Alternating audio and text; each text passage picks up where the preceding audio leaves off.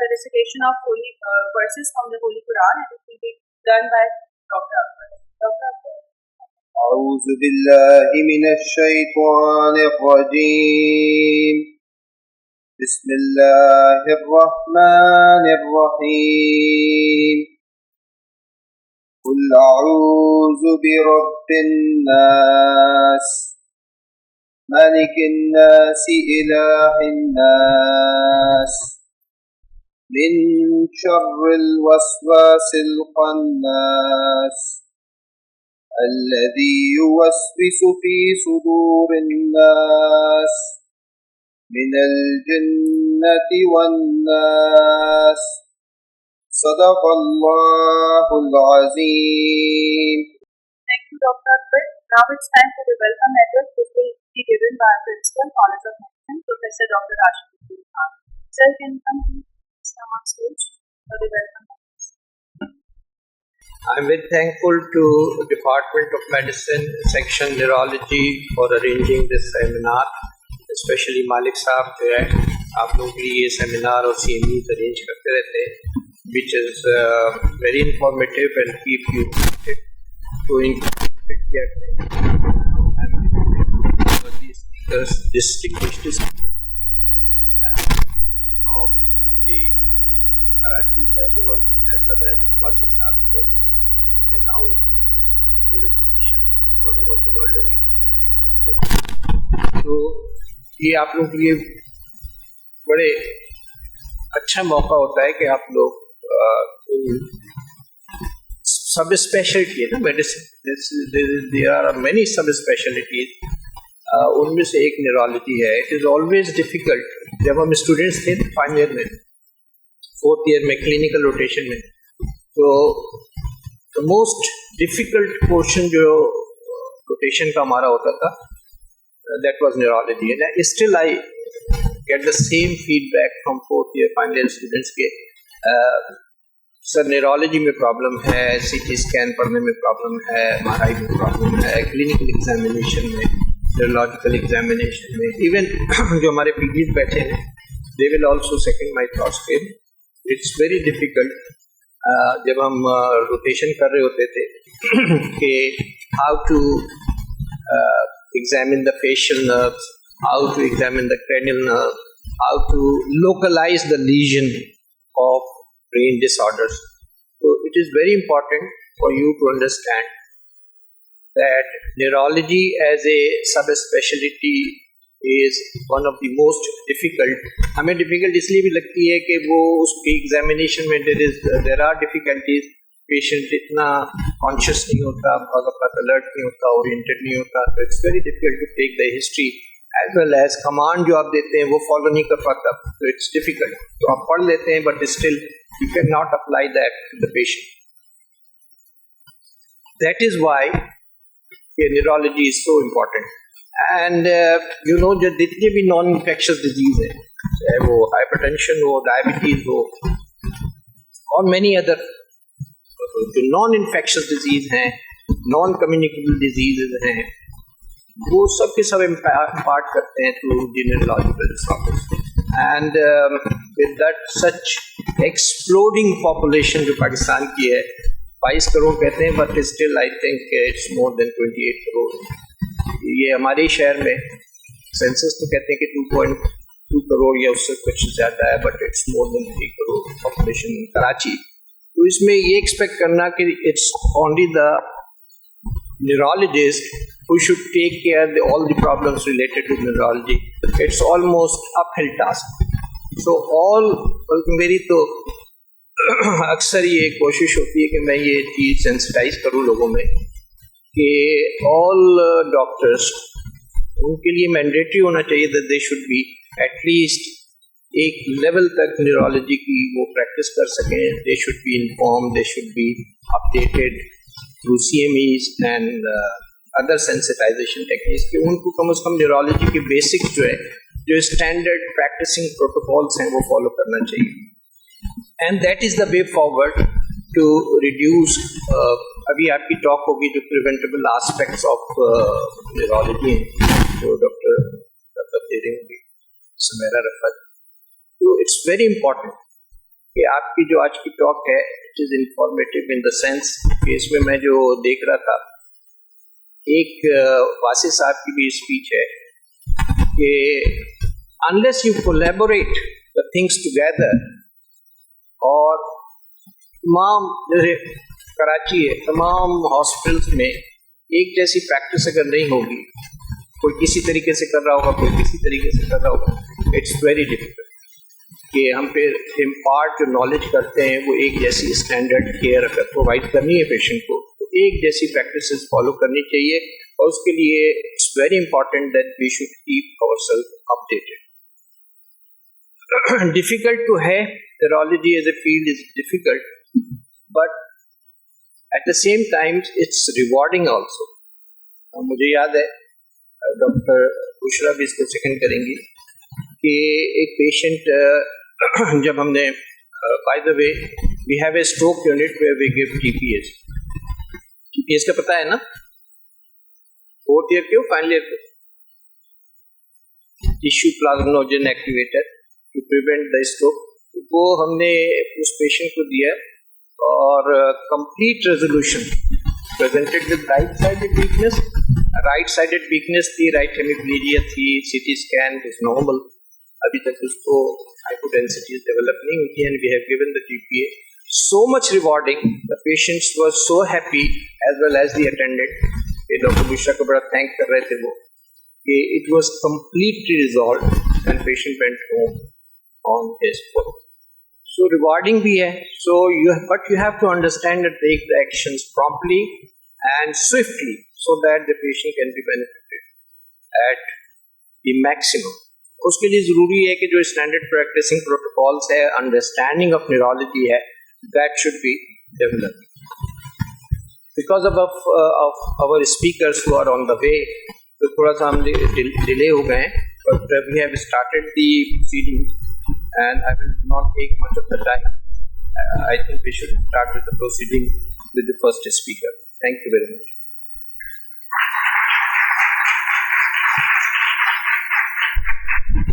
Thank you so much, Dr. Rashid.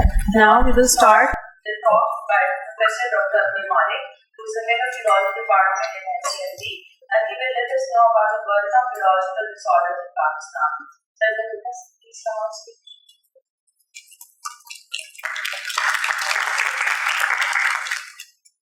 پوری دنیا میں بیسیکلی جولائی کے مہینے میں نا ورلڈ فیڈریشن آف نیورولوجی جو بنیادی طور پہ نیورولوجی کی پوری دنیا کے ممالک کی ایک کمپوز آرگنائزیشن ہے, وہ پوری دنیا میں ورلڈ برین ڈے بناتی ہے.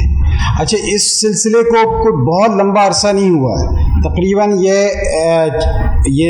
2024 میں یہ 14واں ورلڈ برین ڈے تھا, اور ورلڈ فیڈریشن آف نیورولوجی میں دنیا کے تمام ترقی یافتہ ممالک بھی ہیں اور ترقی پذیر ممالک بھی ہیں. تو لہٰذا دیکھیں, وٹ ایور اسپیشلٹی ہے ہماری, کوئی سی بھی اسپیشلٹی ہے, چاہے وہ پیڈز ہے, چاہے وہ گانی ہے, چاہے وہ سرجری ہے, چاہے وہ, ایسا ممکن نہیں ہے کہ کسی بھی ڈاکٹر کو جو پریکٹس کر رہا ہو اس کو نیورولوجی کے حوالے سے سابقہ نہ پڑتا ہو. ہر ڈاکٹر کو ایک دوسری اسپیشلٹی سابقہ پڑتا ہے. لیٹ سپوز کہ آپ نے نیورولوجی کو ایز اے اسپیشلٹی نہیں بھی رکھنا تو نو میٹر, جیسے ابھی سر نے کہا کہ we need to know at least basic چیز, اور جب تک ہم بیسک, کیونکہ باڈی کو ہاتھ لگانے سے ایگزامینیشن کیے بغیر تو ہم کوئی چیز سیکھ ہی نہیں سکتے, چاہے ہماری اسپیشلٹی کوئی بھی ہو.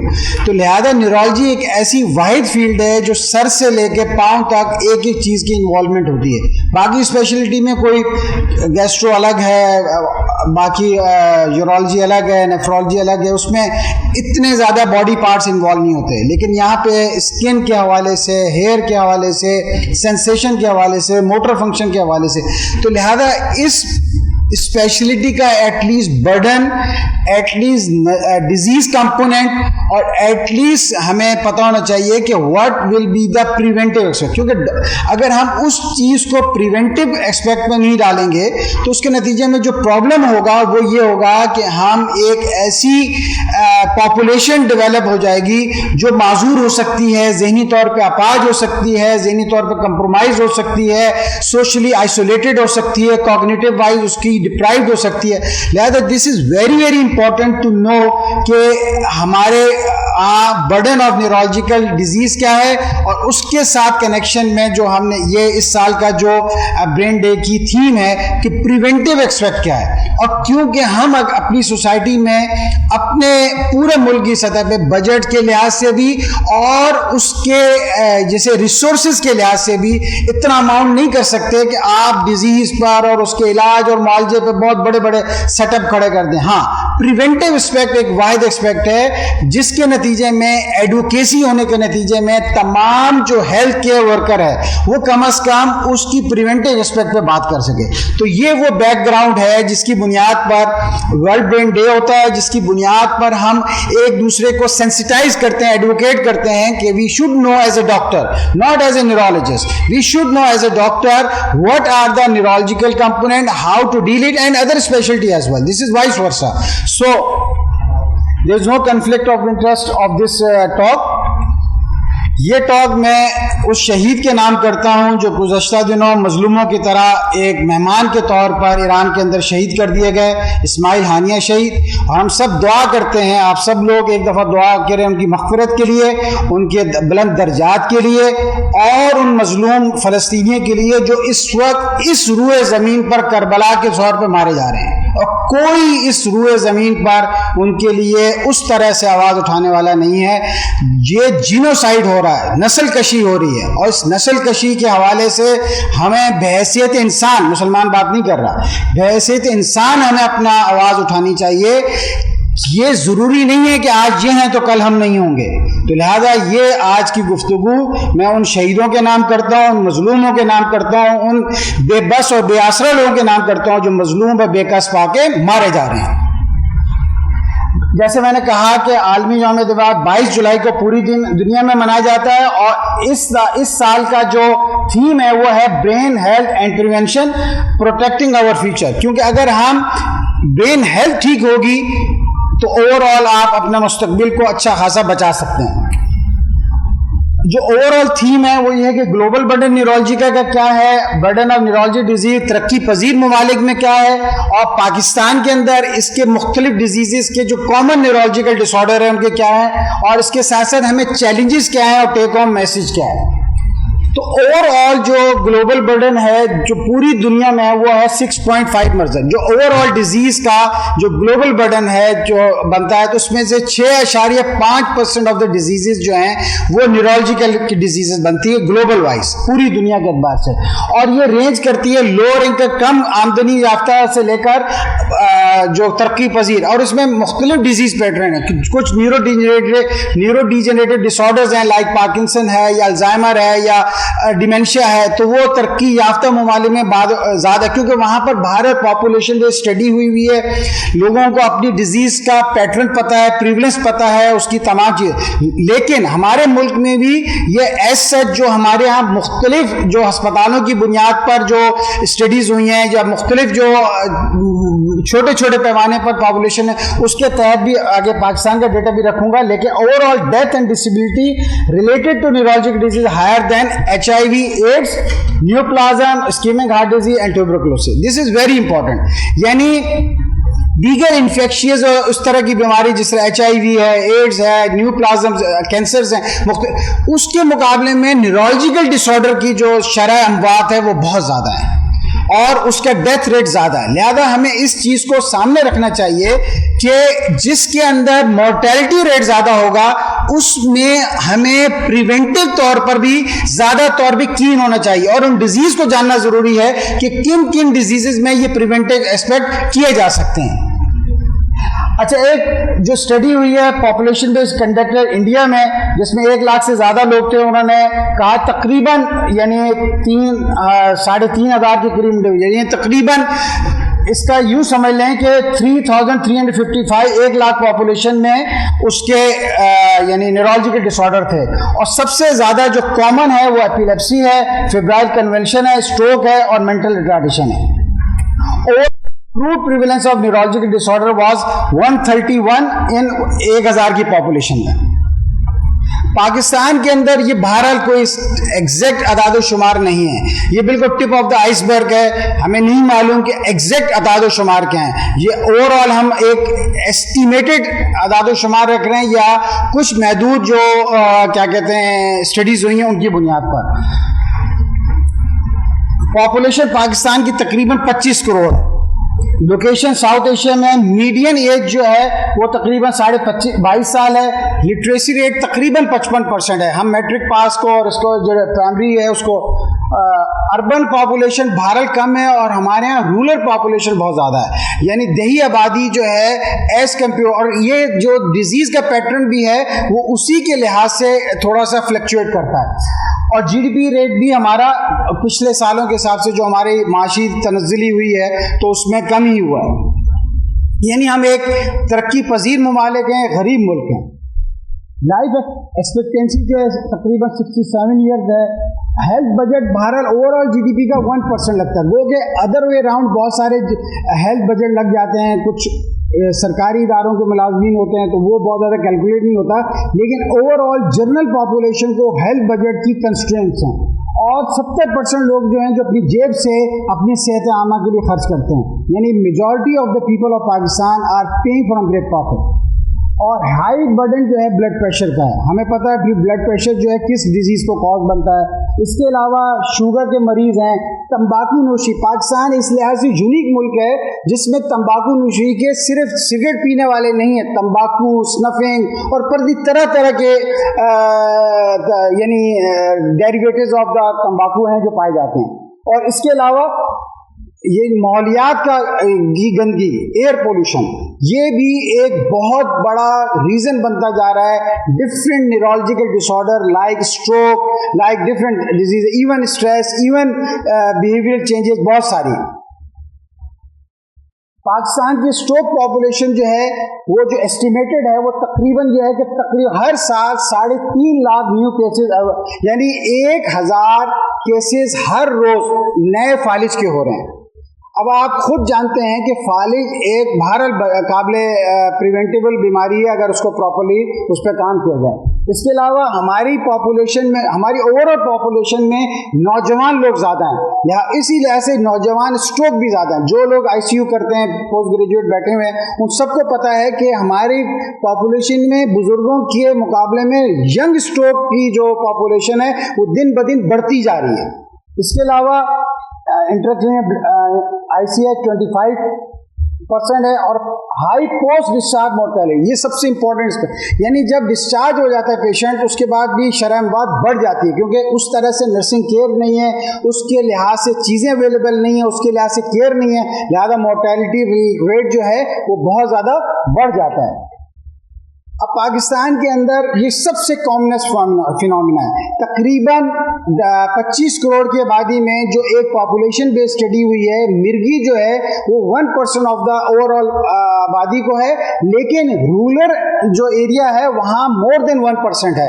تو ایک محتاط اندازے کے مطابق 25 سے 30 لاکھ لوگ جو ہیں وہ مرگی کے عارضے میں مبتلا ہیں پاکستان کے اندر. اور یہ ایک بہت بڑا برڈن اس لحاظ بھی ہے کہ مرگی بہت ساری یعنی متس کا شکار ہے، بہت ساری توہمات کی شکار ہے. کوئی اس کو جادو سمجھتا ہے، کوئی اس کو ٹونا سمجھتا ہے، کوئی اس کو آصف سمجھتا ہے، کوئی اس کو جنس کی یلغار سمجھتا ہے. اس طرح بہت ساری چیزیں ہیں اور اس کی بہت ساری چیزیں فلی انڈرسٹوڈ بھی نہیں ہے. یہ انڈر ٹریٹڈ بھی ہے بلکہ پورلی ٹریٹڈ ہے. یعنی لوگ اس کی دوائیں زیادہ سے طویل عرصے دوائی لیں تو اس کا ایک اچھا خاصا بڑھیں گے. لیس دین 50% جو ہے receiving treatment, half of them sub optimally treated ہے. اس کے بعد ہیڈ ایک ڈس آرڈر، سر درد. پاکستان کے اندر سر درد کا بھی فنامنا بہت زیادہ ہے. ایک محتاط اندازے کے مطابق ایک اسٹڈی جو ہوئی ہے 2023 میں، اس میں یہ ہے کہ ایشیا کے اندر تقریباً 19 करोड़ से ज़्यादा, बल्कि ईस्ट एशिया में, और पाकिस्तान के अंदर 5 करोड़ से ज़्यादा लोग हैं जो एस्टिमेटेड हैं कि उनको माइग्रेन की बीमारी है. तो लिहाजा ये आधे सर का दर्द है, बचाव है, इसके प्रिवेंटेबल है, ट्रीटेबल है, लेकिन यहाँ पर भी हम इसके अलावा टेंशन टाइप हेडेक भी तकरीबन 10 करोड़ से ज़्यादा लोग इसमें मुब्तला हैं पाकिस्तान में. और जो पाकिस्तान में एक स्टडी हुई है जो कि डॉक्टर वासी ने की थी, उसके तहत जो है पाकिस्तान के अंदर जो सबसे ज़्यादा जो among neurological disease of vascular disease है जो 20%, और उसको फॉलोड बाय हेडेक डिसऑर्डर है जो 18.6% ऑफ द पॉपुलेशन है.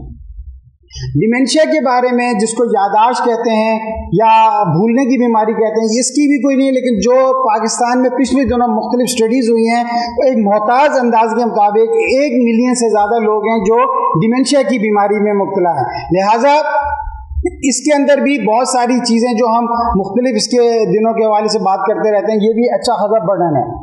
टेटनस, रेबीज यानी तशन्नुक, कुत्ते के कांटे के नतीजे में जो रेबीज और पोलियो, ये हमारी सोसाइटी में अब भी अच्छा खासा प्रीवेल करता है. यानी Pakistan is one of the 34 country that has not achieve the neonatal tetanus global elimination target.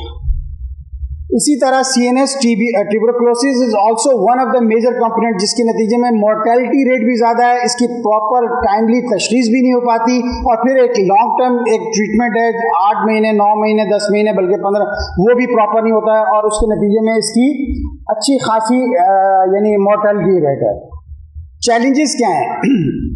Number 1, ये हाई बर्डन है पाकिस्तान में, बहुत बड़ा एक बोझ है बहुत सारे न्यूरोलॉजिकल डिसऑर्डर का, और इसके साथ साथ बहुत सारी डिजीज़ जो हैं स्टिग्माइज हैं, यानी वो ठीक तरीके तोहमात के शिकार हैं, सही उसकी मालूमात नहीं है, सही उसकी तशखीस नहीं है, उसके नतीजे में ठीक इलाज नहीं हो पाता. Number 1. Number 2, compromise maternal and child care जो है वो बहुत ज़्यादा वजह बन रही है न्यूरोलॉजिकल डिसऑर्डर की. जो MR चाइल्ड होते हैं, CP चाइल्ड होते हैं, मुख्तलिफ जो जेनेटिक डिजीज़ होती हैं, वो ठीक माँ और बच्ची की सेहत ड्यूरिंग प्रेगनेंसी, यानी ये डिजीज, यानी इवन न्यूरोलॉजिकल के बहुत सारे डिजीज़ जो हैं बहुत डिफरेंट स्पेशलिटी से फिर कनेक्टेड हो जाते हैं.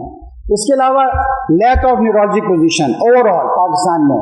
फिर ब्रेन ड्रेन, ये बहुत बड़ा, जो भी न्यूरोलॉजिस्ट ट्रेन होकर जो बनते हैं वो ज़्यादा पाकिस्तान छोड़ के चले जाते हैं. शॉर्टेज ऑफ न्यूरोलॉजी उसके नतीजे में.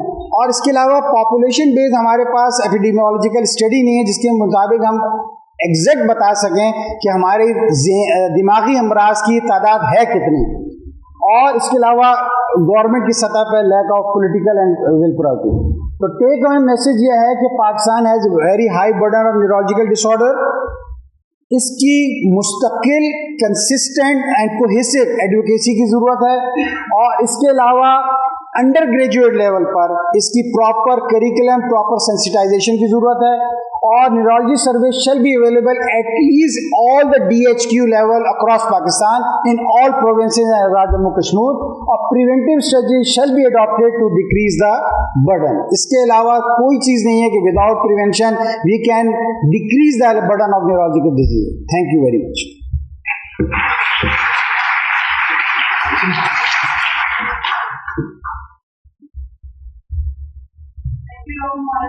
Now I would like to invite Dr. Maya Lakshmi, who is an assistant professor in Root Cause of Hospital Therapy, and she will let us know about the prevention of neurological disorders.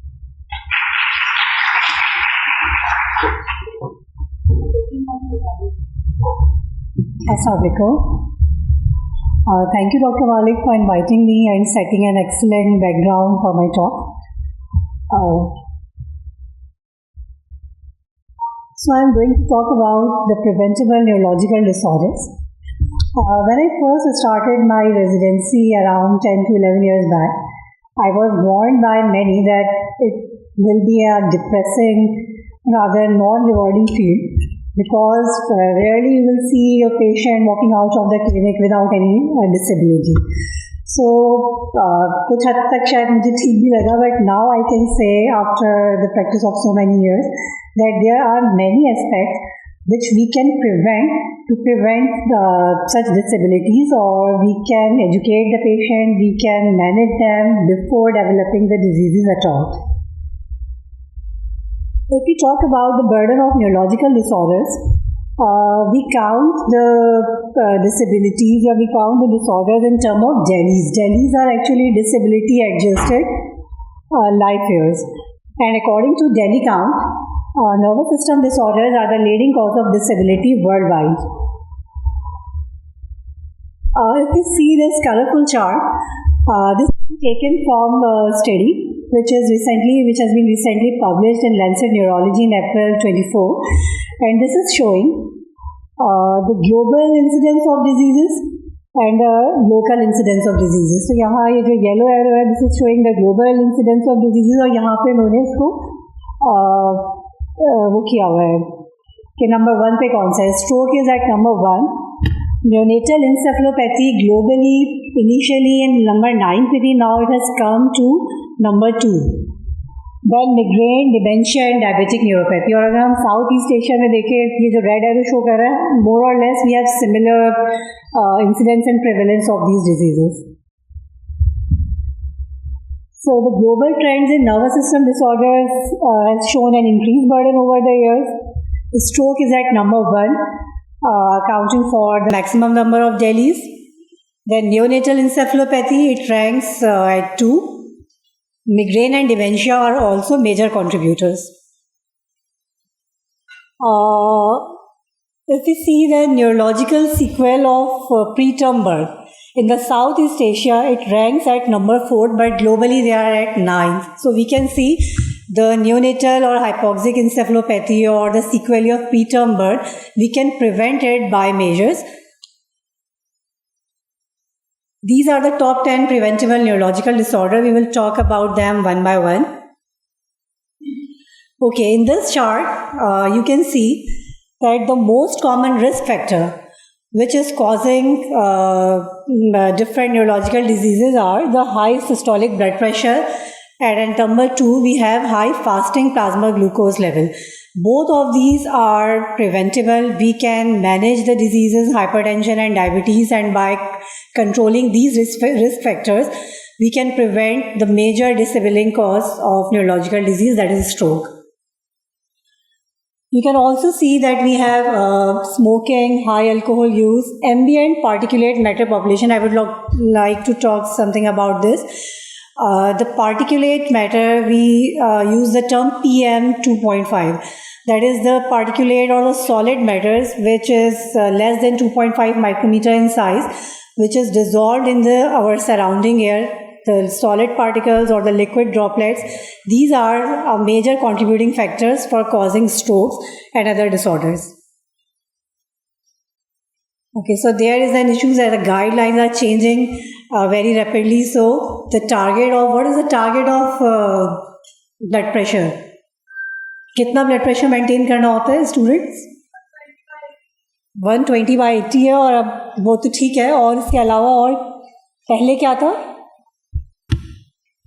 पहले 140/80 था और अब वो reduce हो गया है हमारे पास.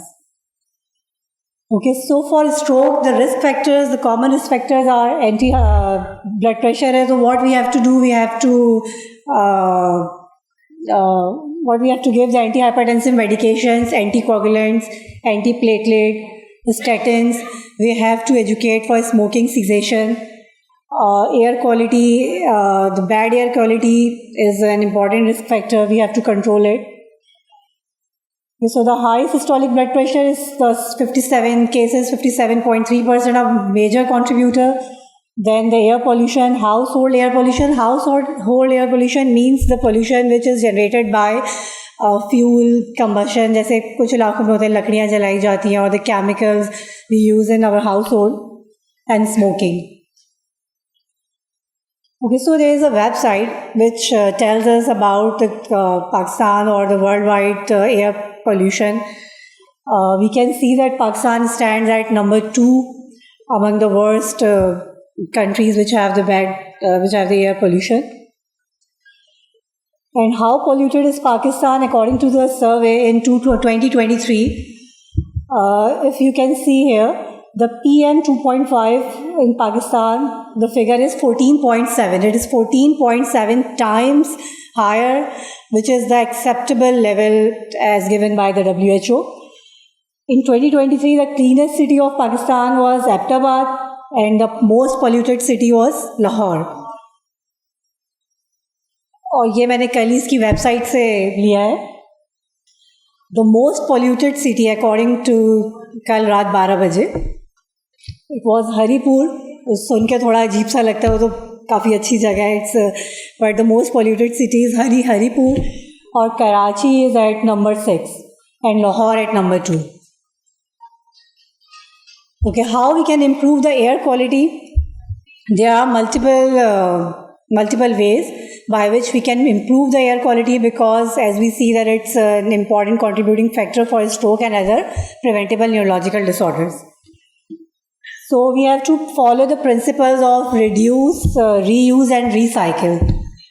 We have to avoid the single-use plastics, opt for reusable products, avoid chemical pesticides, plant trees, use energy-efficient means. For transportation, we can use public transport, carpooling, cycle, and we can opt for fuel-efficient or electric vehicles. We have to educate our community and we have to involve them in maintaining a better air quality. Okay, after stroke at number 2, we have hypoxic ischemic encephalopathy, which is a major factor in Southeast Asia. Previously, it is known as birth asphyxia. And how it occurs, it is characterized by clinical and laboratory evidence of hypoxia, which occurred at the time of birth.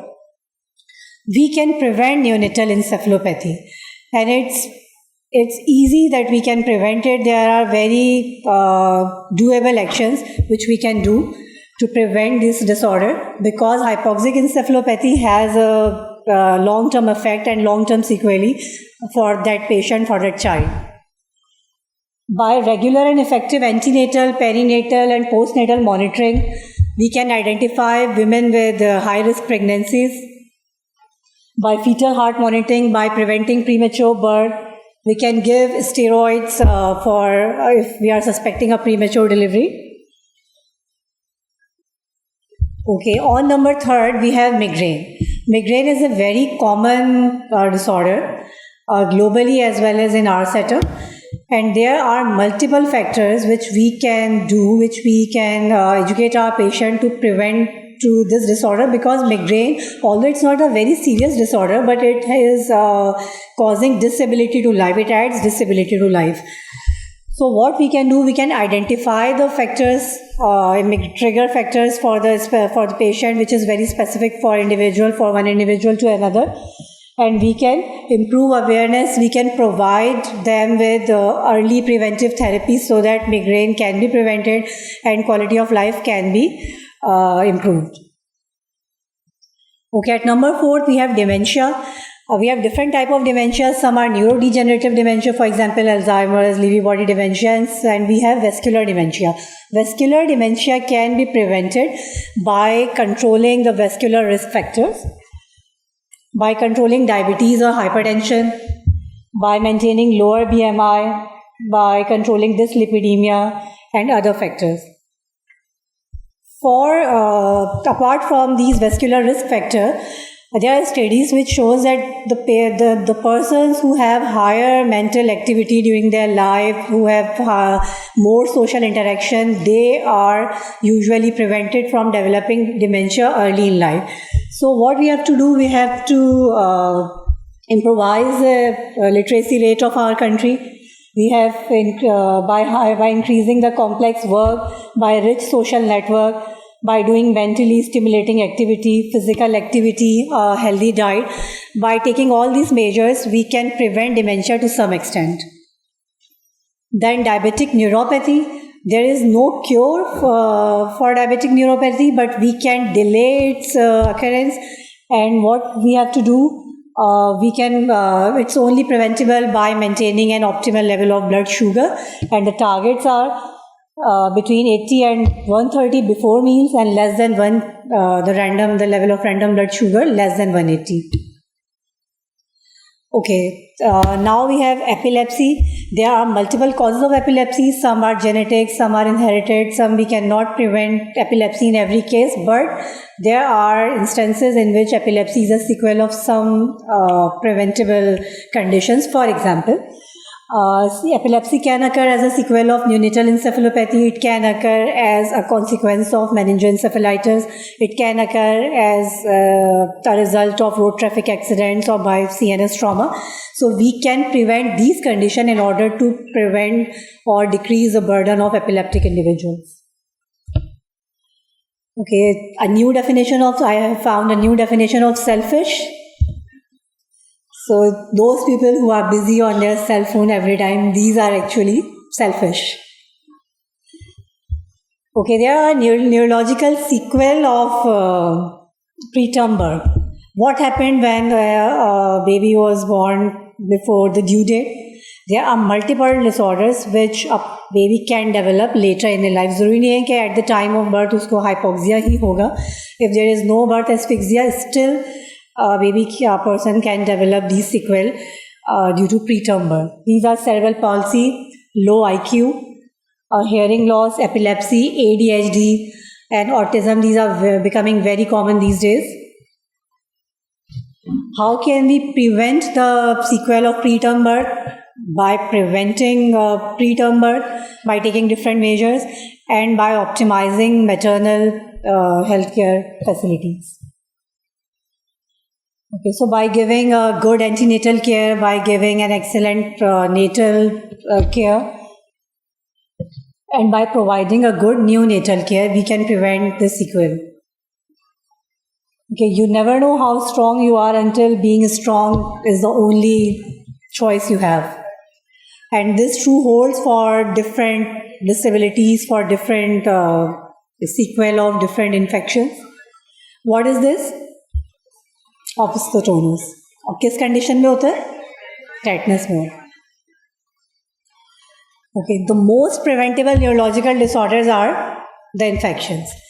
There are CNS infections which specifically target nervous system, and there are other infections, systemic infections, which all have their neurological complications.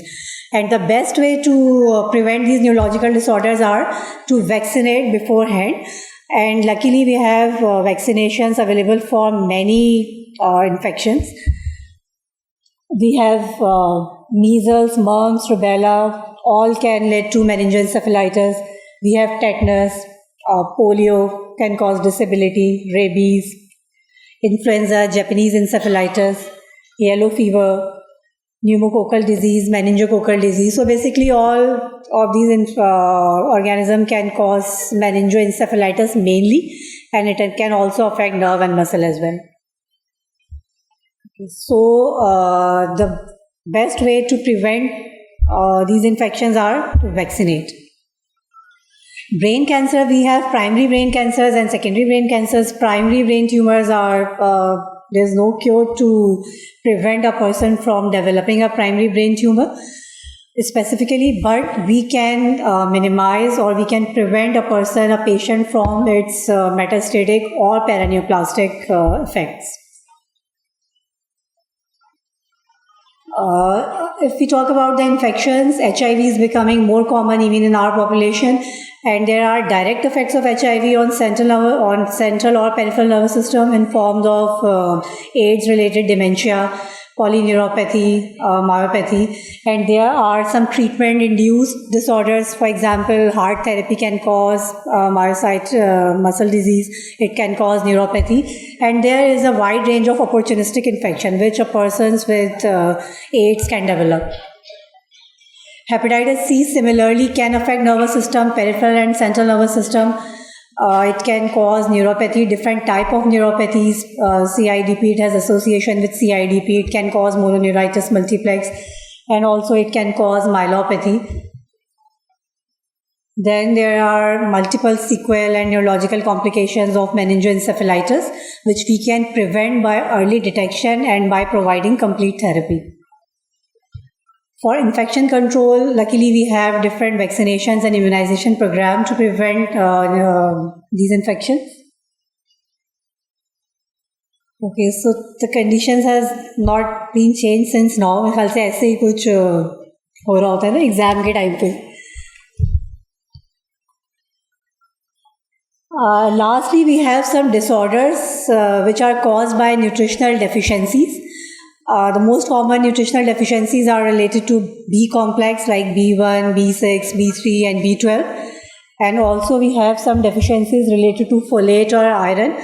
By taking a healthy diet, by supplementing diet or augmenting the diet with these nutrients, we can prevent many neurological disorders. Okay, so the conclusion is that neurological disorders are becoming more common, and it is the most common cause of causing the global burden of disease. Many of these are preventable to some extent, because once the disability sets in, it would be difficult to cure the patient completely from that disability. So a stitch in time saves 9. Okay, I will end my talk with a short ayat, but it has a very deep message. وَلَا تَمْنُنْ تَسْتَكْثِرُوا, and do not confer favor to acquire more. Thank you.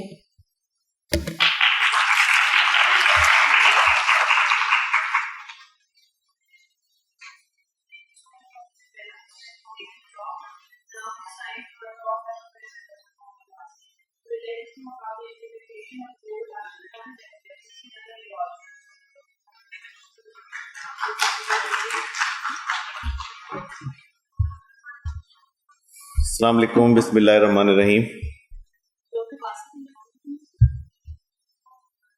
Now you already know the burden of neurological diseases in Pakistan and across globe. So now we will be discussing WHO, World Health Organization has developed a tool kit کہ دنیا بھر میں جو neurological بیماریاں بہت بڑھ گئی ہیں اس کو ہم کس طرح ہینڈل کر سکتے ہیں, اور اس کے لیے نیشنل نیورولوجی سوسائٹیز اور نیورولوجی ڈپارٹمنٹس اور آرگنائزیشنز کس طرح اس کام کو کر سکتے ہیں. تو یہ ابھی ایک بہت ریسنٹ ڈیولپمنٹ ہے کہ 2022 میں WHO نے ایک پورا intersectoral global action plan develop کیا ہے کہ جس کا مقصد یہ ہے کہ دنیا بھر میں ایپیلیپسی اور نیورولوجیکل ڈیزیز کے برڈن کو کم کیا جائے اور اس کی کیئر کو بہتر کرنے کی کوشش کی جائے. اور اس کا ایک پارٹ یہ بھی ہے کہ ہم ڈاکٹرز کی ٹریننگ کریں, میڈیکل اسٹوڈنٹس کی ٹریننگ کریں, نرسز کی ٹریننگ کریں, پبلک اویئرنیس میں جائیں. تو یہ سارے کے سارے کام ابھی ہم اس کو ڈسکس کرتے ہیں کہ اس کو کس طرح کرنا ہے, اور ان میں سے بہت سارے کام آپ لوگوں نے کرنے ہیں اور اس میں مریضوں کو بھی انگیج کرنا ہے اس کام کے لیے. تو یہ ایک WHO کا پورا ایکشن پلان ہے, 10 ایئرس کا یہ پلان ہے, اور جس کا مقصد یہ ہے کہ دنیا بھر میں دماغی بیماریوں کو کنٹرول کیا جائے.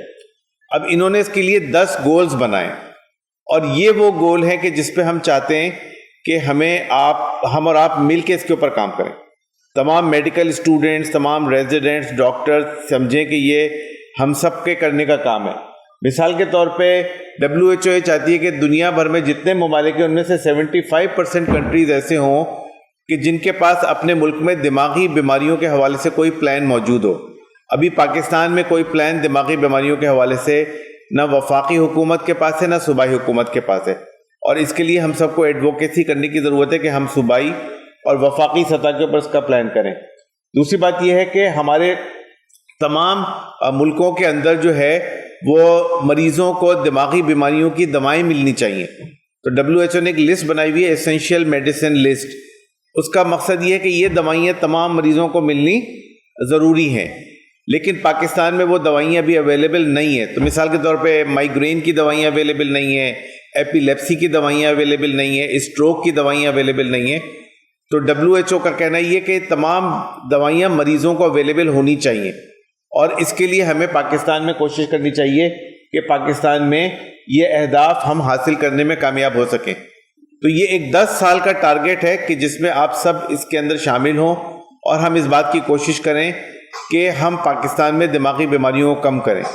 یعنی صرف ڈاکٹرز کا کام یہ نہیں ہے کہ بیماریوں کا علاج سیکھ جائیں یا اس کی تشخیص سیکھ جائیں, بلکہ اس کو کم کرنا اور اس کا جو امپیکٹ پورے معاشرے کے اوپر ہے اس کو کم کرنے کی کوشش کرنا بھی ڈاکٹرز کی ذمہ داری ہے. اور ایک بڑی اس کی وجہ کیا ہے, جس طرح ابھی ڈاکٹر سمیرہ نے بھی آپ کو بتایا, ڈاکٹر مالک نے بھی آپ کو بتایا کہ پچھلے 20-25 سالوں میں دماغی بیماریوں کا برڈن بہت زیادہ بڑھ گیا ہے. تقریباً دنیا کے اندر بھی اور ہمارے ملک میں بھی ہر تیسرے آدمی کو کوئی نہ کوئی دماغی پرابلم ہے. 43% ہے برڈن نیورولوجیکل ڈیزیز کا. تو یہ اتنا زیادہ کامن پرابلم ہو گیا ہے کہ ہر تیسرے فرد کو کوئی نہ کوئی پرابلم ہے چاہے وہ ڈائبٹیز ریلیٹڈ ہو, چاہے وہ بلڈ پریشر ریلیٹڈ ہو, چاہے وہ کولیسٹرول ریلیٹڈ ہو, چاہے وہ ٹراما کی وجہ سے ہو, اسٹریس کی وجہ سے ہو. لیکن یہ جو برڈن اتنا زیادہ ہے اور اس برڈن کو ڈیل کرنے کے لیے نیورولوجی ورک فورس بہت کم ہے. پاکستان کی 25 کروڑ آبادی ہے, 25 کروڑ میں سے 400-500 نیورولوجسٹ ہیں. تو ابھی یہ کام جو ہے سارے ڈاکٹرز کو اور پوری میڈیکل کمیونٹی کو اور جتنی ہیلتھ فورس ہے اس کو مل کے اس کام کو کرنا پڑے گا کہ اس برڈن کو کم کیا جائے. دوسری بات ہے کہ یہ برڈن بڑھ رہا ہے. ہمارے معاشرے میں ایجنگ پاپولیشن بڑھ رہی ہے. پہلے لوگوں کی عمر ہوتی تھی, ایوریج عمر ہوتی تھی 57 سال. اب پاکستان میں ایوریج عمر ہو گئی 67 سال. 10 سال کے بعد پاکستان میں ایوریج عمر ہو جائے گی 70 ایئرس. تو ابھی ہماری ایوریج عمر بڑھ رہی ہے, لائف ایکسپیکٹنسی بڑھ رہی ہے, اور لائف ایکسپیکٹنسی بڑھنے کے ساتھ ساتھ نیورولوجیکل ڈیزیزز اور نیورولوجیکل ڈیزیز کا برڈن بھی بڑھ رہا ہے. تو اس کے لیے ہم سب کو نیورولوجیکل بیماریوں کو سیکھنا پڑے گا, ان کی پریونشن, ان کا علاج, ان کو ڈائگنوز کرنا, ان کو ٹریٹ کرنا. تو یہ WHO نے پورا پلان بنایا کہ اس کو ہم کس طریقے سے کر سکتے ہیں. یہ ہمارا WHO نے ابھی پچھلے 2 ہفتے پہلے یہ ایک پوری ٹول کٹ ریلیز کی ہے کہ جو انہوں نے دنیا کے تمام ملکوں میں جنہوں نے WHO کے ساتھ سگنیٹری ہیں, جس میں پاکستان بھی شامل ہے, ان کو پابند کیا ہے کہ وہ اس کے اوپر عمل درآمد کریں گے تاکہ پاکستان میں بھی اور دنیا میں بھی اس جو دماغی بیماریاں ہیں اس کو کم کیا جا سکے. اور اس کے لیے انہوں نے 5 بنیادی اپروچز رکھی ہیں. تو ان میں سب سے پہلی چیز تو یہ ہے کہ پرائرٹائز کیا جائے گورنمنٹ کی سطح کے اوپر, کہ گورنمنٹ کی سطح کے اوپر یہ بات طے کی جائے کہ جی ابھی پاکستان میں دماغی بیماریاں از اے پرائرٹی. ابھی اس وقت نہیں ہے. پاکستان کی گورنمنٹ کی صوبائی یا وفاقی حکومت کی ٹاپ 10 پرائرٹیز میں بھی دماغی بیماریاں شامل نہیں ہیں. اس میں انفیکشنز ہیں, چائلڈ ہیلتھ ہے, میٹرنل ہیلتھ ہے. تو یہ چیزیں ہیں جو کہ اہم ہیں, لیکن اس وقت ان کے مقابلے میں کہیں زیادہ ہائی برڈن دماغی بیماریوں کا ہو گیا ہے. تو اس لیے اس کو ایک پرائرٹی بننا چاہیے. دوسری بات یہ ہے کہ ان بیماریوں کو ڈائگنوز ہونا چاہیے. ابھی بہت بڑی تعداد میں بیماریاں ڈائگنوز نہیں ہوتی ہیں. مریض معاشرے کے اندر ہوتے ہیں, بیچارے گھوم رہے ہوتے ہیں کئی سالوں تک, اور ڈاکٹرز کے پاس جاتے ہیں, ان کی تشخیص نہیں ہوتی. پارکنسنس کے پیشنٹ, الزائمرز کے پیشنٹ, ایپیلیپسی کے پیشنٹ, نیوروپیتھیز کے پیشنٹ, لوگ چل نہیں سکتے ہیں لیکن وہ ڈائگنوز نہیں ہوتے ہیں کہ ان کو بیماری کیا ہے. اور جب ڈائگنوز نہیں ہوں گے تو پھر ان کا علاج بھی نہیں ہو پاتا ہے. تیسری بات یہ ہے کہ ان کی پریونشن ہونی چاہیے. یہ نہیں کہ بیماریاں بڑھتی چلی جا رہی ہیں, اس کو روکنا بھی تو چاہیے کہ آپ کم سے کم ان کو روکنے کی کوشش تو کریں نا. ہمارے ملک میں دماغی بیماریوں کا برڈن بڑھ رہا ہے, تو یہ برڈن کم کرنے کا آسان طریقہ یہ ہے کہ آپ اس کو پریونٹ کریں, اس کا علاج بھی کریں, لیکن اس کو پریونشن کی طرف توجہ دیں. تو بہت ساری بیماریاں جن کو آپ پریونٹ کر سکتے ہیں تو وہ آپ پریونٹ کریں. ویکسین کے ذریعے پریونٹ کر سکتے ہیں, ویکسین سے پریونٹ کریں, دواؤں سے کر سکتے ہیں, ہیلمٹ کے ذریعے پریونٹ کر, مطلب جو طریقے آپ کر سکتے ہیں دماغی بیماریوں کو پریونٹ کرنے کے لیے, وہ سارے طریقے ہمیں کرنے چاہیے.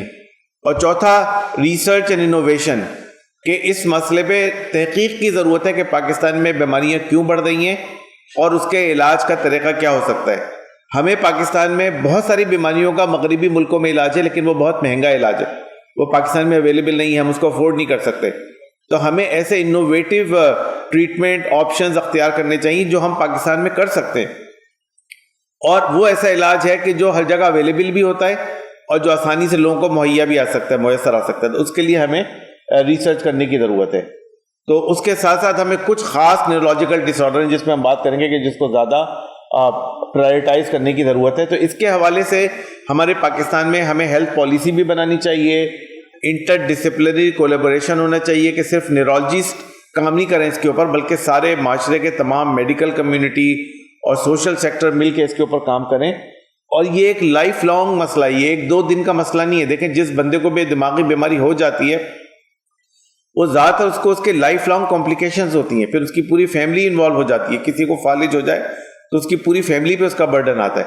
تو یہ پوری ایک لائف سائیکل ہے کہ جو اس سے متاثر ہوتا ہے. اس لیے دماغی بیماریوں کو ایکسیس کرنا اور اپروچ کرنا ضروری ہے, اور اس کے لیے پوری کمیونٹی کی انوالومنٹ اور پوری کمیونٹی کی انگیجمنٹ ضروری ہے, کہ جس کے لیے ہم چاہتے ہیں کہ تمام لوگ اس کے اندر شامل ہوں, اس کے اندر شامل ہو سکیں. اب اس میں ایک بہت اہم چیز ہے کہ دیکھیں نیورولوجیکل بیماریوں میں ایک کمپوننٹ جو ہے وہ تو ڈاکٹرز ہے, نیورولوجسٹ ہو گئے, ڈاکٹرز ہو گئے, تو ون کمپوننٹ ہے نا. ایک بہت بڑا کمپوننٹ مریض ہے, مریض کو انگیج کیے بغیر آپ کوئی سسٹم کو صحیح نہیں کر سکتے. تیسرا ایک بہت بڑا کمپوننٹ ہے اسٹیک ہولڈ, جو اس کے مریضوں کے اٹینڈنٹس ہوتے ہیں.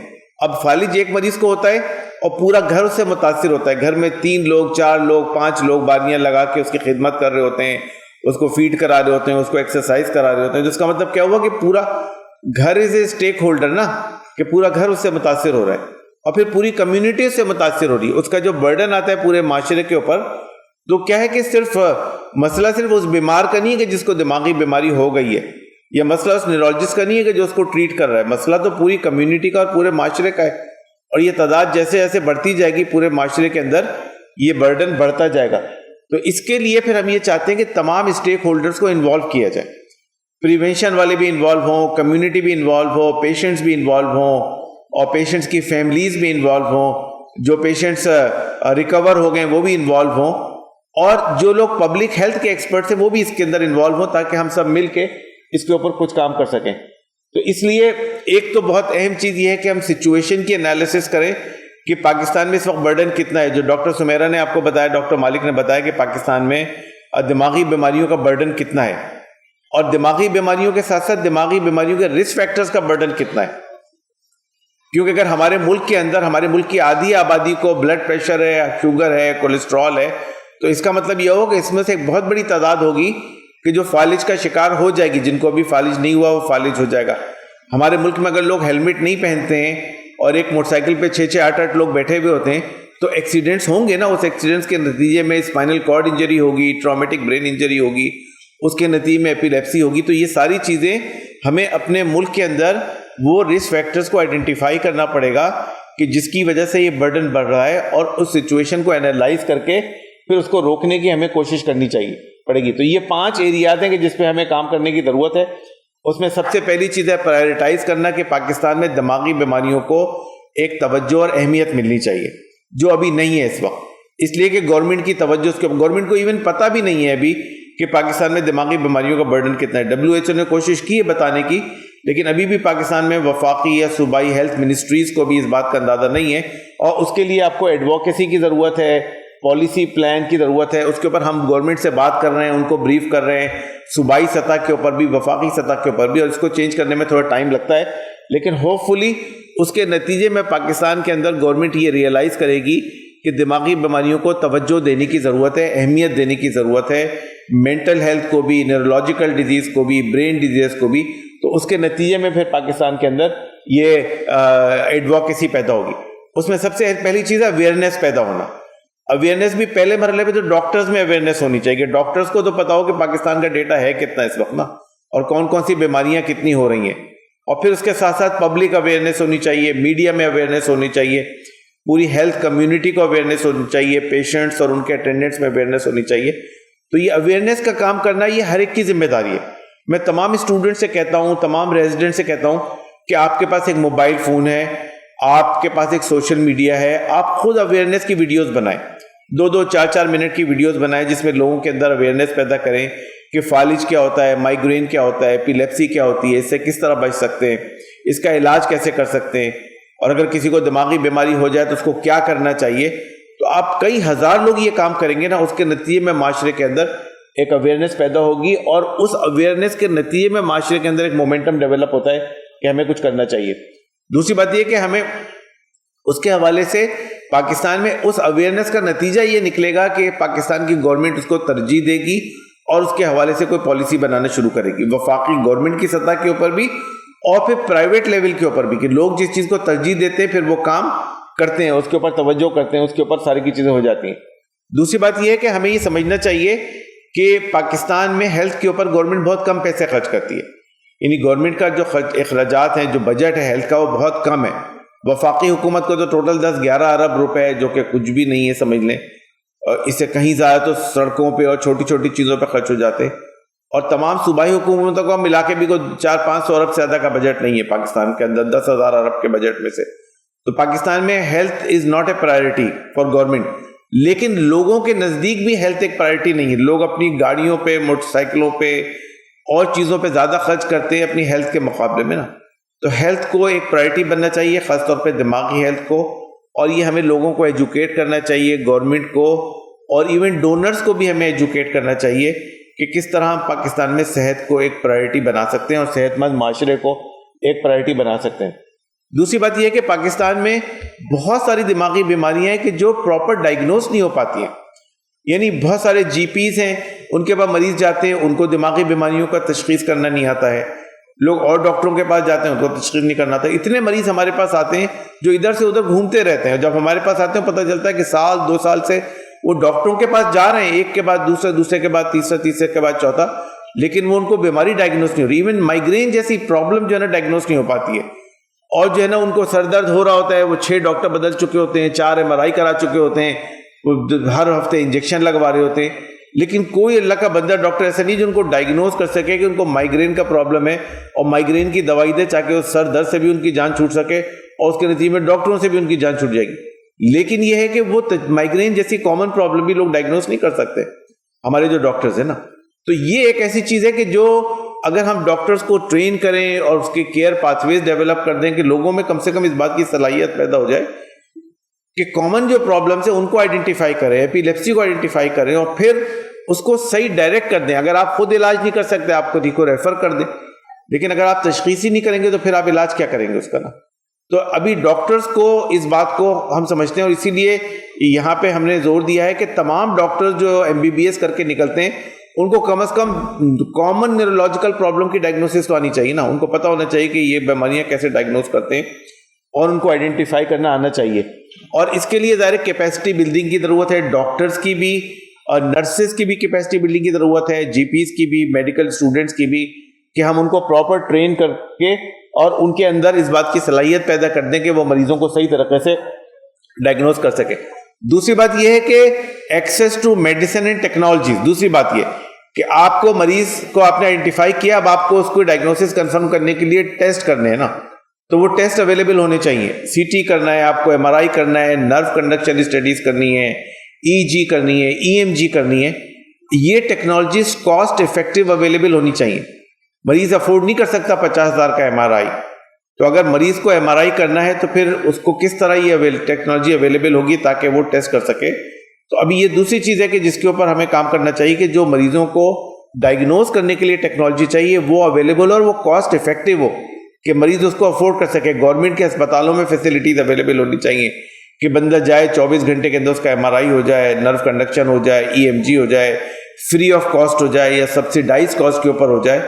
تو یہ ایک چیز ہے کہ جس کے اوپر ہمیں کام کرنے کی ضرورت ہے. اور چوتھی چیز یہ ہے کہ جو کیئر پرووائڈ کرنے والے لوگ ہیں ان کو بھی ہمیں سپورٹ فراہم کرنے کی ضرورت ہے. وہ بھی ایک بہت بڑا ایک پرابلم ہے جو پاکستان کے اندر ہے کہ بہت بڑی تعداد میں لوگ جو مریض کے کیئر کے اندر انوالو ہوتے ہیں وہ خود ڈپریشن کا شکار ہو جاتے ہیں, خود انگزائٹی کا شکار ہو جاتے ہیں, خود جو ہے نا وہ بڑی اسٹریس کو ہینڈل نہیں کر سکتے ہوتے. خاص طور پہ اسٹروک کے پیشنٹس ہوتے ہیں, الزائمرز کے, لانگ ٹرم ایپیلیپسی کے پیشنٹس, تو ان کی پوری فیملی کو بھی سپورٹ پرووائڈ کرنے کی ضرورت ہوتی ہے. اور یہ سارے ہمارے اس کا کیئر ماڈل کا حصہ ہے. دوسری بات یہ کہ ہم یہ چاہتے ہیں کہ پاکستان میں تمام جو ڈاکٹرز ہیں ان کو ایک کمپیٹنسی بیسڈ نیورولوجیکل ٹریننگ مل جائے. یہ نہیں ہو کہ بندہ MBBS کر کے چلا جائے اور اس کو نیورولوجی نہیں آتی ہے اس کو. یعنی ابھی ایسا ہو رہا ہے پاکستان میں, ایسے لوگ ہیں کہ جنہوں نے 5 ایئرس MBBS کر لیا اور کبھی نیورولوجی نہیں پڑھی. وہاں ان کے پاس کوئی نیورولوجسٹ تھا ہی نہیں ان کے میڈیکل کالج میں, تو انہوں نے اس طرح پراپر طریقے سے نیورولوجی کی ٹریننگ نہیں کی ہے. تو یہ ایک بہت بنیادی چیز ہے کہ جس کو ہمیں اپنے سسٹم میں انکارپوریٹ کرنا چاہیے کہ جتنے میڈیکل اسٹوڈنٹ جو پاس آؤٹ ہوتے ہوں وہ کم سے کم ان کی ایک کمپیٹنسی بیسڈ نیورولوجی ٹریننگ ہو. جو ہم نے PMDC سے بھی کہا ہے کہ اس کو آپ ایک لازمی ٹریننگ کا حصہ کریں کہ جتنے لوگ پاس آؤٹ ہوتے ہیں MBBS کر کے یا MBBS کی ٹریننگ میں ان کو نیورولوجیکل ڈیزیز کی ڈائگنوسس اور ان کی مینجمنٹ کی ٹریننگ جو ہے نا وہ ہونی چاہیے. دوسری اگلی بات جو میں نے پہلے بھی کہی تھی وہ ہے ایسینشیل میڈیسنس, کہ ہر بیماری کی دوائیاں ہیں. اب ایپیلیپسی کی دوائی ہے نا, ایپیلیپسی قابل علاج بیماری ہے, آپ اس کو صحیح کر سکتے ہیں لیکن اس کے لیے مریض کو دوائی کھانی پڑے گی 2 سال 3 سال. اگر اس کو دوائی اویلیبل نہیں ہے, دوائی افورڈ نہیں کر سکتا, تو پھر تو اس کا علاج نہیں ہو سکتا اور اس کے نتیجے میں اس کو فٹس پڑتے رہیں گے. اس کے نتیجے میں ظاہر ہے اس کو ڈسیبلٹی ہو جائے گی, تو وہ فٹس بھی ہو جائیں گے, ڈسیبلٹی بھی ہو جائے گی. تو ایک بالکل قابل علاج بیماری ہے جو صحیح ہو سکتی ہے, جو نارمل لائف بندہ گزار سکتا ہے, اس کی دوائی کو پرووائڈ کرنا یہ ہماری ذمہ داری ہے. ہمارے معاشرے کی بھی ذمہ داری ہے, گورنمنٹ کی بھی ذمہ داری ہے. ایز اے میڈیکل کمیونٹی ہمیں اس بات کی کوشش کرنی چاہیے کہ جو مریض ایک بیماری کا ہے اس کو اس کی پراپر علاج مل سکے. اچھا, WHO نے پوری لسٹ بنا دی ہے, ایسینشیل میڈیسن لسٹ, اور ہر ملک نے اس کو سائن کیا ہے کہ ہم اس کو پرووائڈ کریں گے. لیکن ہمارے ملک میں بھی اس پر عمل درآمد نہیں ہو رہا ہے. اور یہ ایک چیز ہے جو ہمیں بات کرنے کی ضرورت ہے کہ صوبائی حکومتیں ہماری، اب مثال کے طور پہ ایپیلیپسی میں اگر لیویٹراسیٹام انہوں نے لکھا ہوا ہے کہ ہر مریض کو ملنی چاہیے، ہمارے یہاں تو کسی مریض کو نہیں ملتی لیویٹراسیٹام، گورنمنٹ دیتی نہیں کسی بھی مریض کو. گورنمنٹ اسپتالوں میں، ڈسٹرکٹ اسپتالوں میں، تعلقہ اسپتالوں میں کہیں اویلیبل نہیں ہے، سول اسپتال میں بھی اویلیبل نہیں. تو ابھی یہ دوائیں جو ہے نا اسینشیل میڈیسن ہے جو گورنمنٹ کو پرووائڈ کرنی چاہیے. اور دوسری بات یہ کہ جو این جی اوز ہیں، جو اور آرگنائزیشنز ہیں جو دوائیں پرووائڈ کرتی ہیں، وہ اس اسینشیل میڈیسن کو میک شیور کریں کہ یہ ساری کی ساری چیزیں ہیں.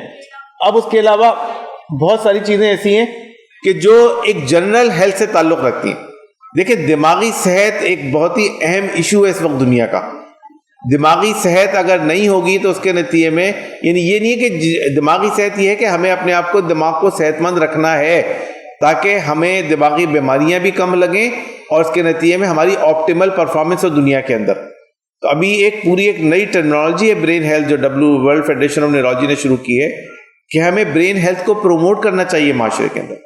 اور برین ہیلتھ کو پروموٹ کرنے کے طریقے ہیں، ان میں سے ایک چیز تو یہ کہ ہمیں دماغی بیماریوں سے بچنا چاہیے، لیکن ہمیں اپنے لائف اسٹائل موڈیفیکیشن کے ذریعے ہمیں اپنی دماغی صحت کو پروموٹ کرنا چاہیے. تو ایکسرسائز کرنا اور نشہ آور چیزوں سے دور رہنا، تمباکو سے اور شیشہ اور گٹکا اور اس طرح کی چیزوں سے، انوائرمنٹ کو کنٹرول کرنا. جس طرح بھی ڈاکٹر سمیرا نے بتایا کہ انوائرمنٹل ایئر پولوشن کتنا بڑا رسک ہے برین ہیلتھ کے لیے اور دماغی بیماریوں کے لیے. تو اس انوائرمنٹل ایئر پولوشن کو کنٹرول کرنا، کلائمیٹ چینج کا بہت زبردست امپیکٹ ہے دماغ کے اوپر. تو ابھی ان رسک فیکٹرز کو کنٹرول کرنا جو ہے وہ ہمارے پورے معاشرے کے لیے اور ہم سب کی برین ہیلتھ کے لیے ایک لازمی ہے، اور اس کا بڑا گہرا تعلق ہے prevention of neurological disorders کے ساتھ. دوسری بات یہ ہے کہ ابھی اس کے اوپر آپ سب لوگ کچھ نہ کچھ میڈیکل اسٹوڈنٹس ہیں، ریسرچ کرتے ہوں گے، اور نہیں کرتے تو کرنی چاہیے کم از کم تمام اسٹوڈنٹس کو. یہ بھی چیز آپ لوگوں کو ڈیورنگ میڈیکل کالج سیکھنی چاہیے. لیکن ہماری ایک ریسرچ کا ایک بڑا کمپوننٹ جو ہے نا وہ نیورولوجیکل ڈیزیز ہونا چاہیے، کیونکہ پاکستان میں اس حوالے سے کافی تحقیق کرنے کی ضرورت ہے. اب کچھ پاکستان میں دماغی بیماریاں ایسی ہیں کہ جس کے اوپر الگ سے ہمیں توجہ دینے کی ضرورت ہے. ان میں ایک سب سے بڑی چیز ہے برین انفیکشنز. ہمارے یہاں ابھی بھی بہت بڑی تعداد میں گردن توڑ بخار ہے اور ٹی بی کی بیماری ہے. دماغ کا ٹی بی جو ہے اس میں کافی ہائی مورٹیلٹی ہے اور اس میں کافی ہائی موربیڈیٹی ہے، ڈسیبلٹی ہے. اس کے علاوہ وائرل انفیکشنز ہے دماغ کے. تو ان تمام انفیکشنز کے لیے ہمیں ٹریننگ بھی ہونی چاہیے کہ ہم ان کو آئیڈینٹیفائی کر سکیں اور ٹریٹ کر سکیں، اور اس کی پریونشن ہونی چاہیے. دوسرے نمبر پہ ڈیمینشیا ہے. ڈیمینشیا کی بیماری بڑھتی جا رہی ہے اور جیسے جیسے ایجنگ پاپولیشن بڑھتی جا رہی ہے. ابھی ڈیمینشیا کی پریونشن کا تو اتنی اچھی کوئی علاج نہیں ہے، نہ ڈیمینشیا کی ابھی بیماری کو ختم کرنے کا کوئی سسٹم ہے. ایسی دوائیاں آ گئی ہیں کہ جو ڈیمینشیا کی پروگریشن کو تھوڑا سلو ڈاؤن کر دیتی ہیں، لیکن ان مریضوں کو آئیڈینٹیفائی کرنا چاہیے ہمیں اور ان کو علاج کرنا چاہیے تاکہ ان کی بیماریوں کے جو بڑھنے کی رفتار ہے وہ کم ہو سکے، تاکہ وہ معاشرے کے اندر ایک فنکشنل رول پلے کر سکیں. اسی طرح ایپیلیپسی کی بیماری جس پہ میں نے کافی بات کی کہ اس کو ہمیں آئیڈینٹیفائی کرنا چاہیے، ٹریٹ کرنا چاہیے. پاکستان میں آپ یہ سمجھیں کہ ایپیلیپسی کے اگر کوئی 30-40 لاکھ مریض ہیں، ان میں سے آدھے مریض ایسے ہیں کہ جو کسی دوا پہ نہیں ہیں، اور ان میں سے کافی لوگ ایسے ہیں جو ڈائگنوز نہیں ہوئے ہوئے یا ڈائگنوز ہوئے ہوئے تو صحیح ٹریٹمنٹ ان کو نہیں مل رہی ہے. اور ابھی بھی پاکستان کی عوام کی ایک بہت بڑی تعداد سمجھتی ہے کہ کسی کو ایپیلیپسی ہو گئی تو اس کو بیماری نہیں سمجھتے، اس کو سمجھتے ہیں کوئی جادو ہو گیا ہے، کوئی سایہ ہو گیا ہے، کوئی اس طرح کی چیز ہو گئی ہے. تو ابھی بھی لوگوں میں اویئرنیس اتنی کم ہے کہ لوگ اس کو علاج نہیں کرتے. اسی طرح فالج کی بیماری ہے جو تقریباً ہر 6 میں سے ایک فرد کو جو ہے نا فالج ہونے کا خطرہ موجود ہے. مائیگرین کے اوپر کافی بات ہو گئی ہے. نیورو ڈیولپمنٹل ڈس آرڈرز کافی زیادہ ہے پاکستان میں. آٹزم کی بیماری کافی زیادہ بڑھ گئی ہے. سیریبرل پالسی کافی، یہ ساری چیزیں ہیں. برڈ ڈیفیکٹ کافی ہوتے ہیں. تو یہ ساری بیماریاں ہیں کہ جو ہم کم کر سکتے ہیں اور کنٹرول کر سکتے ہیں اور اس کے برڈن کو ہم روک سکتے ہیں. تو اس حوالے سے ہمیں ایک مانیٹرنگ کی ضرورت ہے کہ پاکستان میں اس کے حوالے سے کیا ہو رہا ہے، کیا کوششیں کی جا رہی ہیں. اور ہماری پاکستان سوسائٹی آف نیورولوجی اس کے اوپر کافی ایکٹیولی کام کر رہی ہے کہ پورے پاکستان میں مانیٹرنگ اور ایویلویشن کا کوئی سسٹم بنایا جائے منسٹریز کے ساتھ مل کے اور WHO کے ساتھ مل کے، تاکہ پتہ چلے کہ پاکستان میں دماغی بیماریوں کے حوالے سے کیا پروگریس ہو رہی ہے. تو یہ ایک اس کا پورا ایک طریقہ کار ہے کہ جو WHO نے اپنی اس ٹول کٹ کے اندر دیا ہے. تو ان کنکلوژن سب سے پہلی چیز تو یہ ہے کہ بہت ہائی برڈن ہے اس وقت دنیا بھر میں نیورولوجیکل ڈیزیز کا، اور پاکستان میں بھی بہت ہائی برڈن ہے. آپ سوچیں کہ ہر 3 میں سے ایک فرد ایسا ہے پاکستان میں کہ جس کو کوئی نہ کوئی دماغی بیماری ہے. ہو سکتا ہے وہ ڈائگنوز نہیں ہو، آئیڈینٹیفائڈ نہیں ہو، لیکن وہ بیماری موجود ہے. اور دوسری بات یہ کہ WHO نے یہ جو پوری ٹول کٹ بنائی ہے یہ ایک بہت اچھا ریسورس ہے جس کو آپ کو دیکھنا چاہیے, پڑھنا چاہیے, اور پڑھنے کے بعد اس میں پورا طریقہ لکھا ہوا ہے کہ کس طرح ہم اپنے ملک کے اندر, اپنے معاشرے کے اندر, اپنے شہر کے اندر کس طرح ہم دماغی بیماریوں کو کم کر سکتے ہیں. تو اس کو ہمیں پڑھنے کی ضرورت ہے. اور دوسری بات یہ ہے کہ ظاہر ہمیں پاکستان میں دماغی بیماریوں کو کنٹرول کرنے کے لیے ایک شارٹ ٹرم پلاننگ کی ضرورت ہے اور ایک لانگ ٹرم پلاننگ کی ضرورت ہے. شارٹ ٹرم چھوٹی چھوٹی چیزیں جو ہم کر سکتے ہیں ان میں اویئرنیس والا کام ہے, ڈاکٹرز کی ٹریننگ کرنے والا کام ہے. یہ تو ہم شارٹ نوٹس میں بھی کر سکتے ہیں نا کہ ہم بڑے پیمانے پہ لوگوں میں اویئرنیس پیدا کریں اور ڈاکٹرز کی ٹریننگ کریں. اور کچھ لانگ ٹرم کام ہے جیسے پالیسی میکنگ کا کام ہے, حکومتی سطح پہ کرنے کا کام ہے, بجٹ ایلوکیشن کا کام ہے. اس میں تھوڑا ٹائم لگتا ہے لیکن اس کے لیے بھی ہمیں کوشش کرنے کی ضرورت ہے. تو ایک اس کے لیے ہمیں ایز اے قوم, as a medical community, as a health community ہمیں کافی کوششیں کرنے کی ضرورت ہے, کیونکہ دیکھیں یہ ایک بیماریوں کا برڈن بڑھتا جا رہا ہے. اور دوسری بات یہ کہ اگر آپ اس کو نہیں روکیں گے تو آپ لوگ بھی اور ہم لوگ بھی اور ہمارے گھر والے بھی اس کا شکار ہوں گے. ہمارے پیرنٹس, ہمارے رشتہ دار, ہمارے فیملی ممبرز یہ بھی اس کا شکار ہوں گے. تو اس لیے اگر ہم چاہتے ہیں کہ یہ بیماری کا برڈن آگے نہیں بڑھے اور لوگ اس سے بچ سکیں اور ہم اپنے آپ کو بھی اس سے بچا سکیں, تو اس کے لیے ابھی سے ہمیں بہت سارے اقدامات کرنے کی ضرورت ہے. WHO نے ابھی سے ہمیں کافی اس کے حوالے سے اویئرنیس دی ہے کہ دیکھیں اگر ہم اس کو نہیں روکیں گے تو اس کے نتیجے میں یہ برڈن بڑھ جائے گا اور پھر آپ کے لیے ایک بہت بڑا نقصان ہو جائے گا جس کے نتیجے میں. تو اس کے لیے ہمیں کافی ورکنگ کرنے کی ضرورت ہے. تو آئی ایم تھینک فل کہ ڈاکٹر مالک نے اس کو آرگنائز کیا. ابھی ہم پوری دنیا میں ورلڈ برین ڈے مناتے ہیں, WFN مناتی ہے. وہ اس لیے مناتی ہے تاکہ دماغی بیماریوں کے حوالے سے اویئرنیس پیدا ہو معاشرے کے اندر, اور اویئرنیس پیدا ہونے کے ساتھ ساتھ یہ بھی ہو کہ ہم اس کے لیے کچھ کریں. تو ہمیں پوری میڈیکل کمیونٹی سے اور خاص طور پہ جتنے ینگ ڈاکٹر یہاں پہ بیٹھے ہوئے ہیں ان سے میری درخواست ہے کہ کم سے کم اس موضوع کو آپ لوگ سیریس لیں, اس کے اوپر توجہ دیں اور اس کے لیے کچھ نہ کچھ کرنے کی کوشش کریں. Thank you very much. کوئی اگر سوال بھی پوچھنا چاہے تو پوچھ سکتے. Any questions? کوشچن نہیں ہے تو اس کا مطلب آپ لوگوں نے میری بات نہیں سنی صحیح. باتوں میں لگے رہے سب لوگ. کوئی سوال نہیں ہے, میں پوچھوں سوال؟ تو ابھی برڈن کتنا ہے دنیا بھر میں نیورولوجیکل ڈیزیز کا اس وقت؟ کتنے پرسنٹ ہے؟ پرسنٹیج بتائی نا ابھی ڈاکٹر سمیرا نے آپ کو. 43%. تو 43.1% ابھی جو GBD کی اسٹڈی آئی ہے جو ابھی چند مہینے پہلے پبلش ہوئی ہے اس میں بتایا کہ 43.1% ڈیلیز ہیں ریلیٹڈ ٹو نیورولوجیکل ڈیزیز دنیا کے اندر. اس میں پاکستان بھی شامل ہے, GBD میں پاکستان کا بھی ڈیٹا شامل ہے. تو اس لیے یہ بہت ہائی برڈن ہے, اور اتنا ہائی برڈن ہے کہ اس کے لیے ہمیں کافی ٹریننگ کی اور ایجوکیشن کی ضرورت ہے. اس لیے نیورولوجیکل ڈیزیز کی ڈائگنوسس اور ایویلویشن اور مینجمنٹ اور پھر اویئرنیس, ان سب میں آپ لوگوں کا تعاون چاہیے. ٹھیک ہے, thank you very much. Thank you so much, Dr. Basit. Now, I would like to invite Professor Dr. Rizwan Azmi and Professor Dr. Abdul Malik on stage to distribute shields to our guest speakers. Now, I would like to invite Dr. Sumaira, who has joined us from Civil Hospital. Please come on stage to receive your shield.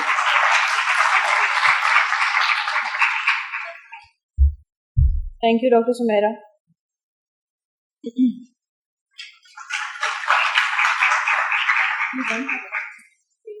Now, I would like to invite on stage Dr. Mohammad Wasim to please receive your shield and medal. Thank you, sir, for coming. Dr. Shafi, can you please join us on stage for a group photo? And Dr. Sumaira, can you please join us on stage for a group picture? Dr. Zainab, Dr. Shaida.